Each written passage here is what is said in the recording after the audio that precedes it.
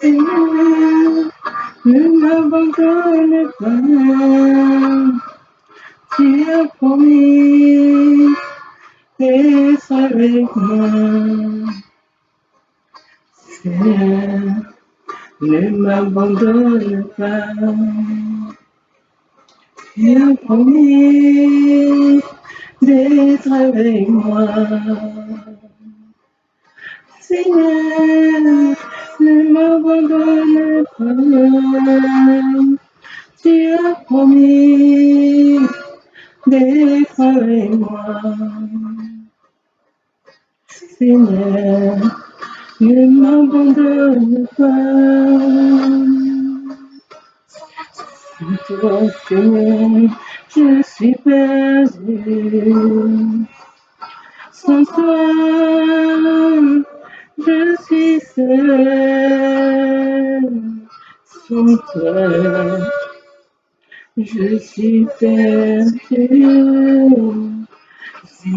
Seigneur, ne m'abandonne pas. Sans toi, je suis perdu. Sans toi, je suis seul. Sans toi, je suis perdu. Seigneur, ne m'abandonne pas. Tu as promis, Seigneur, d'être avec nous tous les jours de notre vie.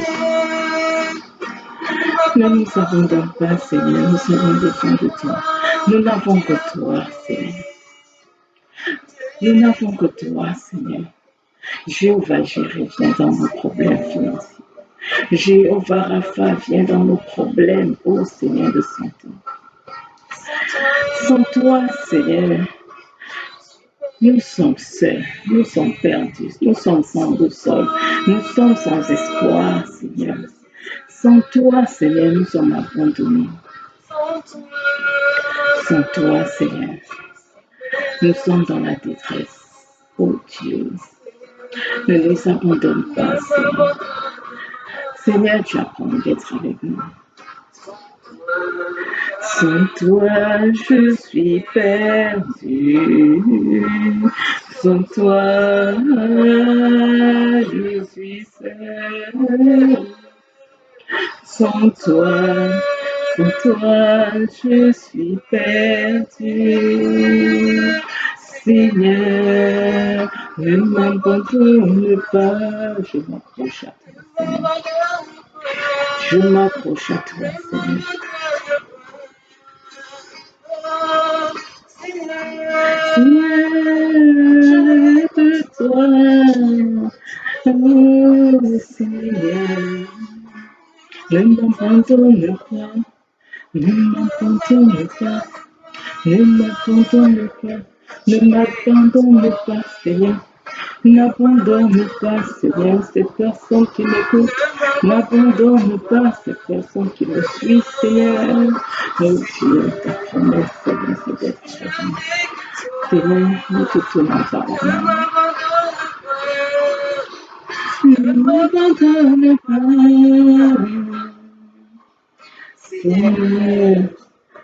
Je n'ai que toi, oh Dieu.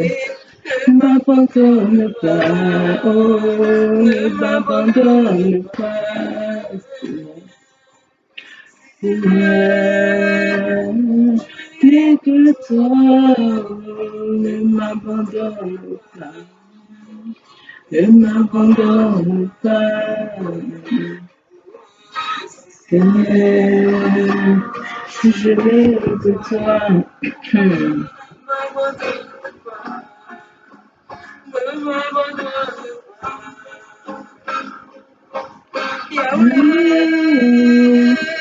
Je n'ai que toi. Je te promets, Seigneur. Ce que nous avons, c'est grâce à toi. Ce que nous sommes, c'est grâce à toi. Oh Dieu, nous n'avons que toi, Seigneur. Ce que nous faisons, Seigneur, c'est grâce à toi. Mon Dieu,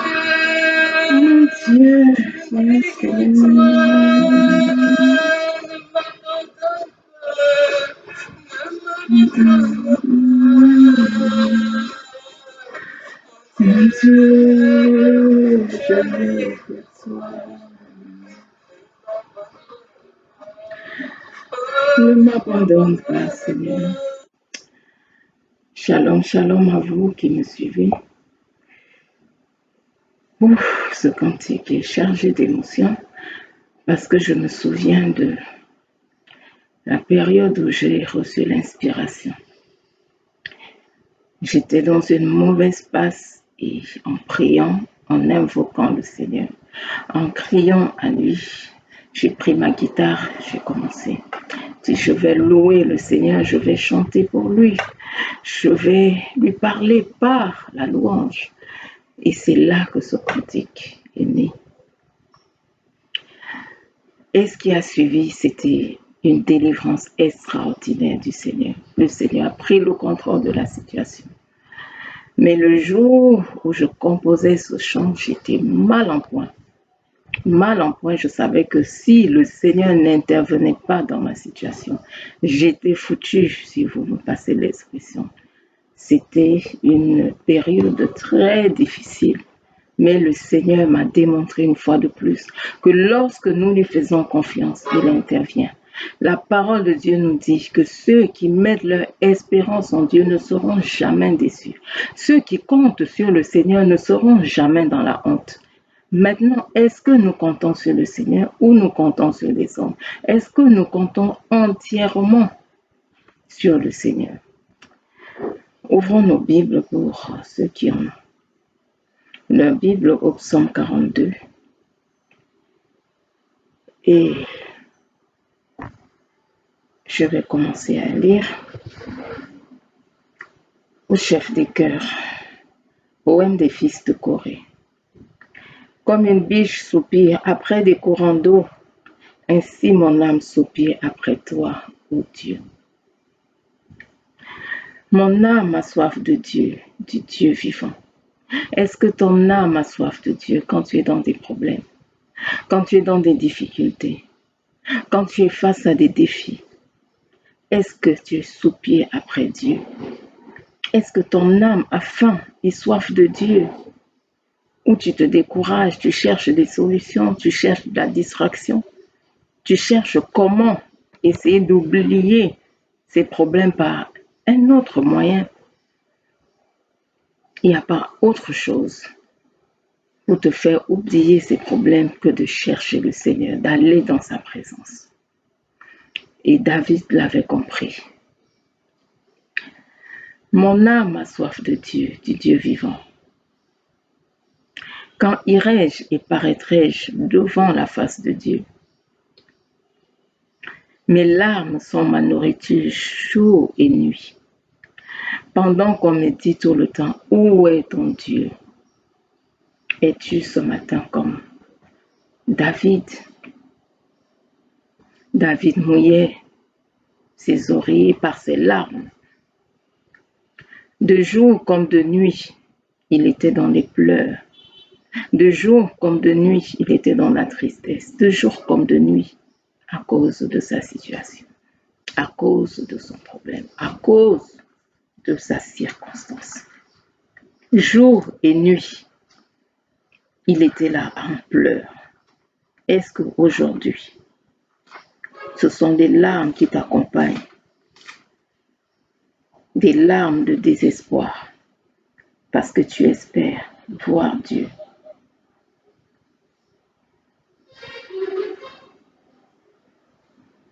Psaume 42. Excusez-moi, c'est pas David, je voulais vérifier. C'est poème des fils de Corée. Donc, c'était les fils de Corée qui écrivaient ce psaume. Est-ce que tu te retrouves comme eux, à pleurer jour et nuit? Est-ce que tu te retrouves comme eux? Là où des personnes sont en train de te dire, où est ton Dieu? Où est ton Dieu dans ta situation? Où est ton Dieu dans ton problème? Dieu t'a abandonné, Dieu n'est plus avec toi. Toi qui dis que tu pries tout le temps, toi qui es avec la Bible matin et soir, au point où tu ne peux même plus proposer aux personnes la prière. Tu ne peux plus proposer aux membres de ta famille de prier pour eux parce que ils vont se moquer de toi, te dire où est ce Dieu-là? Si ce Dieu-là t'écoutait, pourquoi il ne t'exauce pas d'abord? Pourquoi il ne te répond pas d'abord? Pourquoi il n'agit pas d'abord dans ta vie que nous voyons avant que tu ne te proposes même à prier pour nous? Oui, on te demande, où est ton Dieu? Où est ton Dieu? Voilà la question qu'on posait au fils de Corée. Votre Dieu là est où? Ce Dieu qui dit qu'il délivre les personnes, il est où pour te délivrer? Te voilà, tu n'as pas de travail depuis des années. Te voilà, tu as 42 ans, tu as 50 ans, tu n'es pas marié, tu n'as pas d'enfant. Ton Dieu là que tu invoques jour et nuit est où? Te voilà, tu n'as pas de logement. Tu es en train d'aller de maison en maison, chercher qu'on t'héberge à gauche, à droite, chez les membres de la famille. Ton Dieu que tu loues là, il est où? Ton Dieu que tu loues, il est où? Les gens se moquent de toi, tu humilies, te disent, te voilà sans diplôme, te voilà, tu n'es pas allé à l'école, te voilà à la maison, à ne rien faire. Où est ce Dieu-là à qui tu parles? Est-ce que ce Dieu-là est vivant? Est-ce que ce Dieu-là, est-ce qu'il agit encore? Il est où? Voici pourtant ce dont je me souviens avec effusion de cœur. Je marchais avec la foule et m'avançais avec elle vers la maison de Dieu. Au milieu des acclamations et de la reconnaissance d'une multitude en fait, plutôt. Est-ce que là, tu te souviens seulement que oui, tu as honoré le Seigneur, tu allais tout le temps au temple, tu allais tout le temps dans sa maison, tu allais tout le temps à l'église pour prier. C'est toi qui ouvrais l'église, c'est toi qui fermais, c'est toi qui nettoyais l'église, c'est toi qui essuyais les chaises, qui dépoussiérais l'église, c'est toi qui faisais tout pour le Seigneur. Tu allais, tu n'as raté aucune réunion. Est-ce que c'est de ça dont tu te souviens? Et tu te dis, ben, est-ce que ce Dieu que j'ai servi était dans la louange, dans l'intercession, les combats de l'église, dans l'évangélisation? Ce Dieu que j'ai servi, il est où dans ma situation? Est-ce que c'est ta situation là aujourd'hui? Mais il y a une chose que les fils de Corée avaient bien maîtrisée, avaient bien réalisée. Ils ont parlé à leur âme. L'âme est le siège des sentiments. L'âme est le siège des émotions. Si tu es dans la tristesse, c'est parce que ton âme est triste. Si tu es là dans le désespoir, c'est parce que ton âme est dans le désespoir total. Ton âme est dans les ténèbres. Les fils de Corée ont compris cela et ils disent au verset 6, « Pourquoi t'as battu mon âme et gémis-tu sur moi? Attends-toi à Dieu, car je le célébrerai encore pour son salut. » Pourquoi t'as battu mon âme? C'est ce que je veux t'amener à comprendre aujourd'hui. Qu'il est temps que tu te lèves et que tu parles à ton âme. Il est temps que tu parles au siège de tes émotions, de tes sentiments, parce que c'est de lui que vient ta tristesse, c'est de lui que vient ton désespoir, c'est de lui que vient ton manque de confiance, c'est de lui. Parle à ce siège-là de tes émotions, de tes sentiments. Ton âme.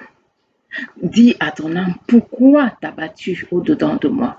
Pourquoi gémis-tu, toi, mon âme? Les gémissements viennent de ton âme. Les lamentations viennent de ton âme. Parce que c'est conçu dans ton âme. Maintenant, après, ça se manifeste. Pourquoi t'as battu mon âme et gémis-tu sur moi? Attends-toi à Dieu, car je le célébrerai encore. Il faut savoir se parler à soi-même. Faut savoir faire taire la chair, savoir faire taire le moi. Dire non, moi je refuse la dépression parce que je m'attends à Dieu. Je le célébrerai encore pour son salut. Je le célébrerai encore parce qu'il va me délivrer. Je le célébrerai encore parce qu'il va me sortir de cette situation, quelle qu'elle soit. Je le célébrerai encore. Parle à ton âme comme si tu parlais à un être humain. Parle à ton âme comme si tu parlais à un être vivant là en face de toi. Dis, pourquoi tu t'abarres, mon âme? Pourquoi tu gémis? Pourquoi tu gémis au-dedans de moi? Pourquoi tu paniques? Même si là, je dois 3 mois de loyer à mon propriétaire. Pourquoi, mon âme, tu paniques? Mon Dieu est là, je m'attends à lui. Je le célébrerai encore pour son salut. Je le célébrerai encore parce qu'il est le Dieu des délivrances, parce qu'il est le Dieu qui va intervenir, lui qui a ouvert la mer Rouge, lui qui ouvre une porte que personne ne peut fermer. C'est lui qui amène l'eau dans l'oasis. C'est lui qui fait naître les orages. Ce Dieu tout-puissant, ce Dieu qui agit. Parle à ton âme. Arrête de te lamenter, arrête de gémir, arrête de pleurer, arrête d'être dans la dépression. Sors de la dépression et parle à ton âme. Sors de la tristesse, parle à ton âme. Verset 7. Il parle à Dieu. Mon Dieu, mon âme est abattue à mon sujet. J'ai toujours dit dans mes vidéos, si vous devez pleurer, ce n'est pas devant Satan. Si vous devez pleurer, ce n'est pas devant les hommes. Si vous voulez pleurer, pleurez devant Dieu. Parce que c'est Dieu qui peut vous sortir de votre situation. Quand vous pleurez devant Satan, est-ce que Satan va vous délivrer de votre souffrance? Va vous délivrer de votre misère? Dans laquelle parfois c'est lui qui vous a mis, c'est lui qui vous a introduit. Est-ce que c'est lui qui vous sortira de là? Quand vous pleurez devant les hommes, combien d'hommes ont encore du cœur pour compatir à la souffrance de leurs proches? Combien ont encore du cœur? Si ce n'est pour se moquer de vous par derrière, allez, maintenant c'est pour eux, source de calomnie, source de médisance. Combien ont encore le cœur pour compatir à votre souffrance? Ce n'est pas devant des hommes qu'il faut pleurer. Si vous voulez pleurer, mettez-vous devant le Seigneur. Dans le jeûne, dans la supplication, là vous pouvez parler. Il disait, mon Dieu, mon âme est abattue à mon sujet. C'est à Dieu qu'il parlait. C'est devant Dieu qu'il pleurait. Il dit, c'est pourquoi je me souviens de toi.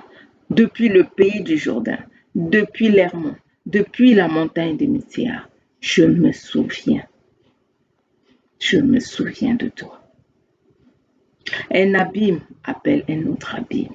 Au bruit de tes cascades, un abîme appelle un autre abîme. Est-ce que dans ta vie, un problème appelle un autre problème?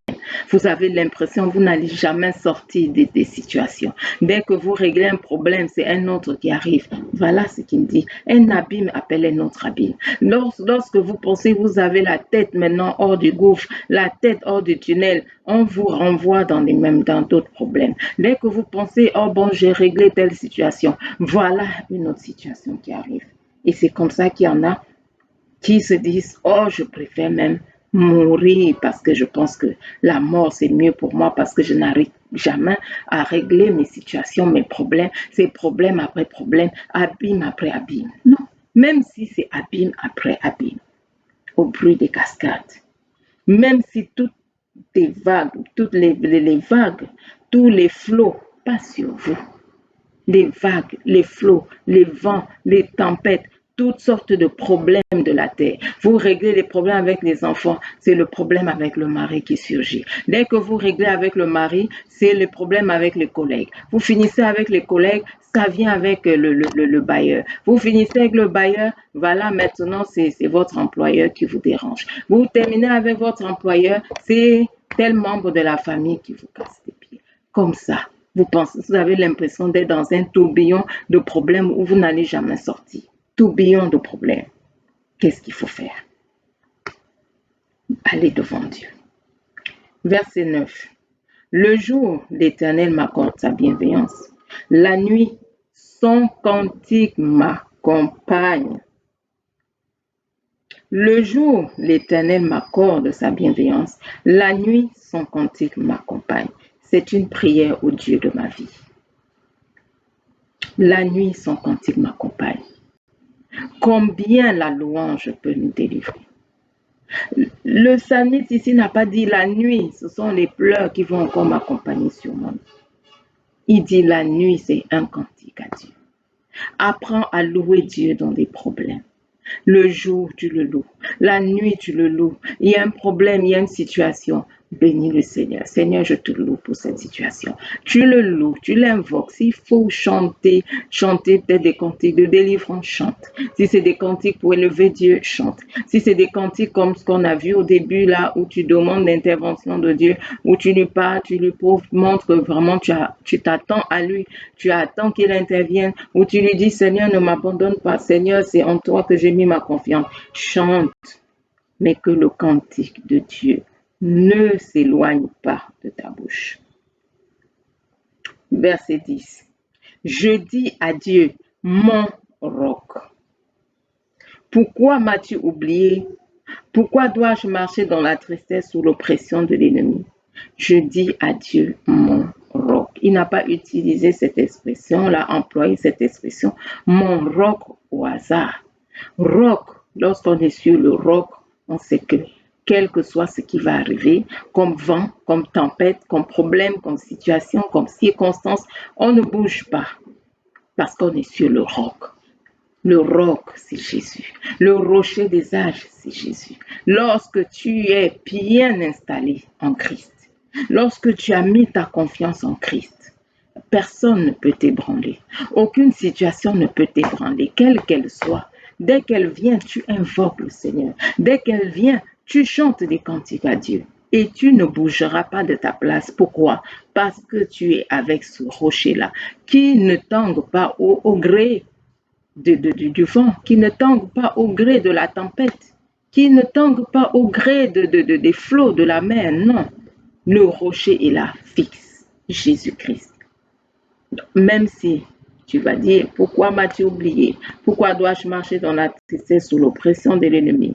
Mes os se brisent quand mes adversaires me déshonorent, en me disant tout le temps, où est ton Dieu? Oui, parfois c'est comme ça qu'il faut parler au Seigneur.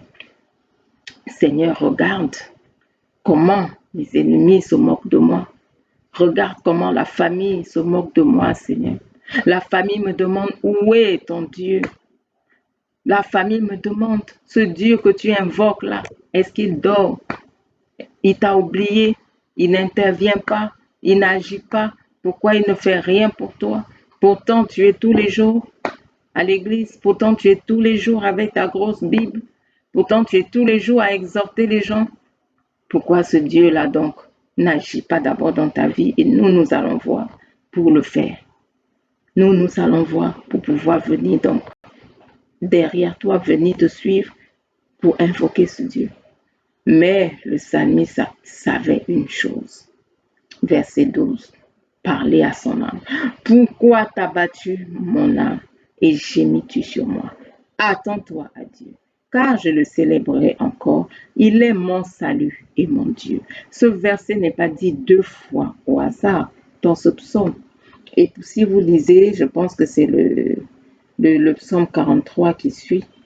Oui, c'est ça, le psaume 43 également, verset 5, donne pratiquement c'est la même phrase. Pourquoi t'as battu mon âme et gémis-tu sur moi? Attends-toi à Dieu, car je le célébrerai encore. Il est mon salut et mon Dieu. Donc c'est redit au psaume 43 après être répété au psaume 42. Pourquoi t'as battu mon âme? Donc, dès que ton âme vient et commence à vouloir murmurer, à vouloir se lamenter, oh Dieu, tu m'as oublié. Oh Dieu, tu n'interviens pas dans ma situation. Oh Dieu, pourquoi ci? Oh Dieu, pourquoi ça? Oh Dieu, encore ci. Oh Dieu, encore ça. Dès que ton âme vient te rappeler ces choses, parle-lui, parle-lui, parle-lui.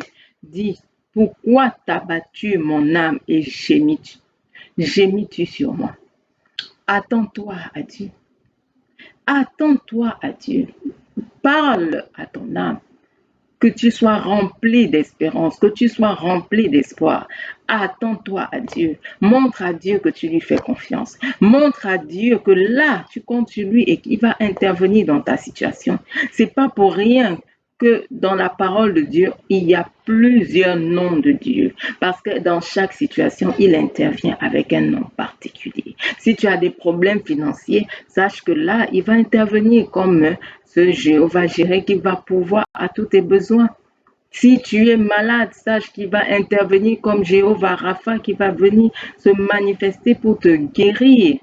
Si tu as besoin de délivrance, sache que c'est le Dieu de délivrance qui va agir, qui va intervenir. C'est pas pour rien que ces différents noms sont donnés. Quand tu es dans le trouble, sache que là, il va se manifester à toi comme le prince de la paix. Et il faut utiliser tous ces noms. Seigneur, là, je suis troublé. Je t'attends. Toi, le prince de la paix, viens dans ma vie. Remplis-moi de ta paix. J'ai besoin de cette paix pour continuer. Apprenons à parler à nos âmes. À terre ces émotions qui ne glorifient pas Dieu, ces sentiments qui ne font pas avancer l'œuvre de Dieu et qui justement ne glorifient pas le Seigneur. Ce sont des émotions, des sentiments que Dieu n'aime pas. J'ai déjà dit dans une de mes vidéos que si nous nous tenons là et que nous doutons de Dieu, Dieu n'est pas content de nous. Dieu n'est pas content de nous. Ou si nous paniquons dès qu'il y a le moindre problème, Dieu n'est pas content. N'oublions pas Jésus, quand il était avec ses disciples et qu'il y a eu le vent, il y a eu la mer qui s'est déchaînée. Qu'est-ce qu'il a dit? Homme de peu de foi. Dieu a dit, lorsqu'il viendra sur terre, est-ce qu'il trouvera la foi sur la terre? Jésus s'attend à ce que nous ayons la foi en lui. Que nous ayons la foi que là, j'ai cru en un Dieu tout-puissant qui peut me délivrer de mes problèmes. J'ai cru en un Dieu tout-puissant qui peut agir dans ma vie. J'ai cru en un Dieu tout-puissant qui peut intervenir. Ne doutons jamais de ce Dieu. Il est tout-puissant. C'est lui qui est assis sur le trône. Ce n'est pas Satan qui est sur le trône. Ce ne sont pas les sorciers qui sont sur le trône. Ce ne sont pas les marabouts qui sont sur le trône. Jésus-Christ, Jésus-Christ, Jésus-Christ à la droite du Père, le Père assis sur le trône et il règne. Et si Dieu Tout-Puissant est ton Dieu, lui qui est assis sur le trône, pourquoi paniquer? Pourquoi paniquer? Pourquoi se décourager? Pourquoi se retirer? Pourquoi reculer? Pourquoi reculer? Si tu recules, tu es comme quelqu'un qui est dans une armée. Il sait que là, c'est la plus grande armée de la terre qui a toujours gagné ses batailles, qui avance en tremblant, qui avance en frissonnant, peur avec la peur face à l'ennemi. Alors que tu as à tes côtés l'Éternel des armées, qui ne perd aucune bataille, qui ne perd aucune guerre et qui n'a jamais perdu de guerre. En regardant seulement ton passé, regarde le nombre de délivrances que Dieu t'a déjà accordé. Regarde le nombre de bienfaits qu'il t'a déjà accordé. En regardant seulement ta vie. Le nombre de bienfaits, le nombre de bénédictions que le Seigneur t'a déjà accordé. Va-t-il s'arrêter en chemin? Non. Dieu est celui qui achève ce qu'il a déjà commencé. Mais l'ennemi veut parfois nous faire croire que c'est lui le plus fort, nous fait croire que c'est lui qui tient nos destinées dans sa main. Il nous fait croire que ce sont les sorciers, ce sont les marabouts qui détiennent nos destinées. Non, nos destinées sont dans les mains de Christ. Nos destinées sont dans les mains de Christ. Nous devons nous attendre à Dieu. Parle à ton âme.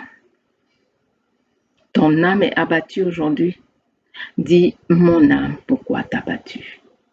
J'aime beaucoup ce chant qui dit, ne t'abats pas mon âme, l'Éternel est ton Dieu. Ne t'abats pas mon âme, l'Éternel est ton Dieu. Il n'abandonne pas ses bien-aimés. Dans la détresse, il les soutient. Il est le Dieu de fidélité. Fortifie-toi, mon âme, l'Éternel est ton Dieu. Fortifie-toi, mon âme, l'Éternel est ton Dieu. Rachète le temps, car les jours sont difficiles. Il a promis qu'il reviendra. Il est le Dieu de bonté. Il est le Dieu de bonté. Quelle que soit ta difficulté aujourd'hui, parle à ton âme. Dis à ton âme pourquoi t'as battu. Dis à ton âme, sors de la tristesse, sors de la dépression, sors du découragement. Dis à ton âme, sors. Je ne veux plus me lamenter. Je ne veux plus murmurer. Je ne veux plus, je sors de la maison des lamentations. Je sors de la maison des murmures. Je sors de toute agitation. Je sors de toute frustration. Et je veux maintenant m'attendre à l'Éternel. Je veux m'attendre à mon Dieu. Son cantique va m'accompagner désormais, jour et nuit. Son cantique va m'accompagner de jour comme de nuit parce que je m'attends à lui. Il est mon Dieu, il est mon salut, il est mon rocher et je le célébrerai encore parce qu'il va me sortir de ma situation. Je le célébrerai encore parce qu'il va se glorifier. Je le célébrerai encore parce qu'il va se manifester dans ma vie. Alléluia. Que le Seigneur vous bénisse en ce jour.